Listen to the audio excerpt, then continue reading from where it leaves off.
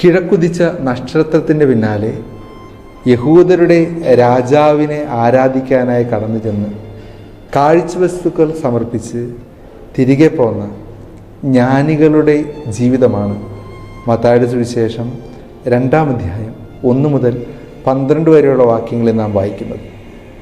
നമ്മുടെ ക്രിസ്മസ് ആഘോഷവുമായി ഈ ജ്ഞാനികൾക്ക് അഭേദ്യമായ ബന്ധമുണ്ട്. ഒന്ന്, ക്രിസ്മസിന് നാം നക്ഷത്രങ്ങൾ തൂക്കാറുണ്ട്. സുവിശേഷത്തിൽ നക്ഷത്രം പ്രത്യക്ഷപ്പെടുന്നതും അതിനെ അനുഗമിച്ച് പുൽക്കൂട്ടിലെത്തിച്ചേരുന്നതും ജ്ഞാനികളാണ്. രണ്ടാമതായി, ക്രിസ്മസിന് നാം പരസ്പരം സമ്മാനങ്ങൾ കൈമാറാറുണ്ട്.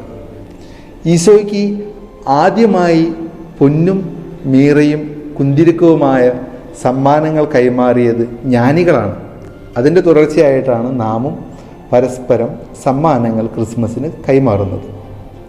പ്രിയപ്പെട്ടവരെ, ജ്ഞാനികൾ നമ്മളെ 2 കാര്യങ്ങൾ പഠിപ്പിക്കുന്നു എന്നാണ് ഞാൻ ചിന്തിക്കുന്നത്. ഒന്നാമതായി, അവർ അറിവുള്ളവരായിരുന്നു. എന്തിനെക്കുറിച്ചുള്ള അറിവ്?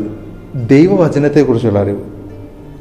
കിഴക്ക് നക്ഷത്രം ഉദിച്ചപ്പോൾ അവർ തിരിച്ചറിയുകയാണ് ദൈവപുത്രൻ ജനിച്ചു എന്ന്. അതെങ്ങനെയാണ് അവർ തിരിച്ചറിഞ്ഞത്?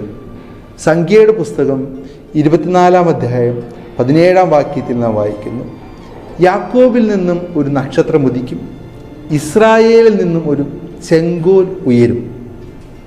അതുകൊണ്ട് നക്ഷത്രം ഉദിച്ചപ്പോൾ തന്നെ അവർക്ക് ഉറപ്പായിരുന്നു രക്ഷകൻ ജനിച്ചു എന്ന്. അവർ ഹെറോദേസിൻ്റെ കൊട്ടാരത്തിൽ ചെന്ന് ചോദിക്കുന്നത് ഇങ്ങനെയാണ്, എവിടെയാണ് യഹൂദരുടെ രാജാവായി ജനിച്ചവൻ? ഞങ്ങൾ അവനെ ആരാധിക്കാനായി കടന്നു വന്നവരാണ്. അവർക്ക് സംശയമില്ലായിരുന്നു.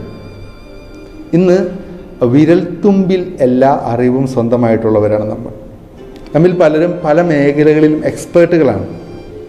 പക്ഷേ ദൈവവചനത്തെക്കുറിച്ച് നമുക്ക് ആഴമായ അറിവുണ്ടോ?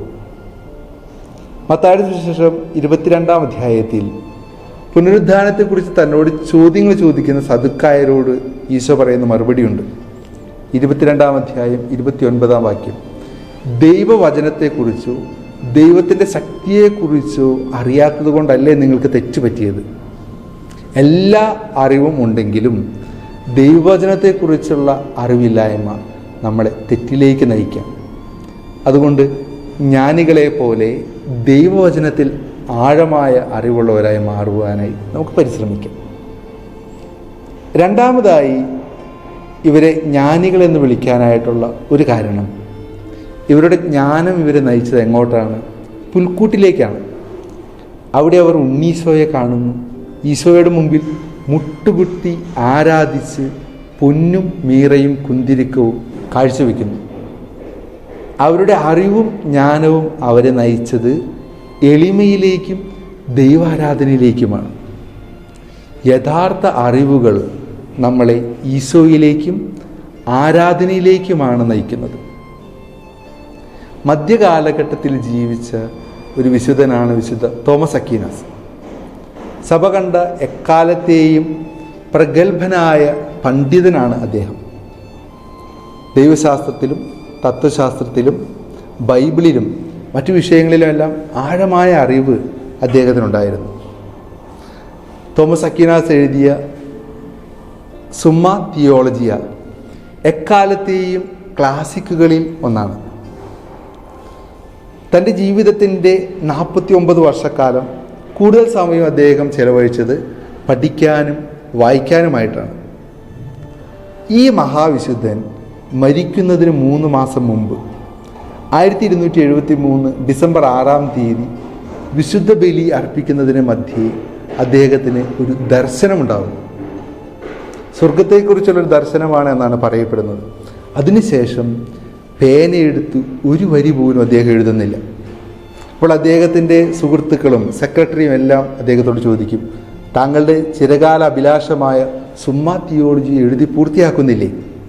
അപ്പോൾ തോമസ് അക്വീനാസ് പറയുന്ന മറുപടി ഇങ്ങനെയാണ്, ഞാൻ കണ്ട ദർശനവുമായി ബന്ധപ്പെടുത്തി ചിന്തിക്കുമ്പോൾ ഞാൻ എഴുതിയതെല്ലാം വൈക്കോൽ പോലെ നിസ്സാരമാണ് എന്ന് എനിക്ക് തോന്നുകയാണ്. ഇനി ഒന്നും എഴുതാനായി എന്നെക്കൊണ്ട് സാധിക്കുകയില്ല. അങ്ങനെ തൻ്റെ ജീവിതത്തിൻ്റെ അവസാന 3 മാസക്കാലം ഒന്നും എഴുതാതെയാണ് അദ്ദേഹം ജീവിച്ചത്. പ്രിയപ്പെട്ടവരെ, ഈ തോമസ് അക്വീനാസ് പറയുന്ന ഒരു വാക്യമുണ്ട്. മനുഷ്യജീവിതത്തിൻ്റെ പരമമായ ആനന്ദം എന്ന് പറയുന്നത് ദൈവവുമായിട്ട് ഒന്നാവുക എന്നുള്ളതാണ്. മനുഷ്യജീവിതത്തിൻ്റെ ഏറ്റവും പ്രധാനപ്പെട്ട ലക്ഷ്യമെന്ന് പറയുന്നത് ദൈവത്തെ കണ്ടെത്തുകയാണ്.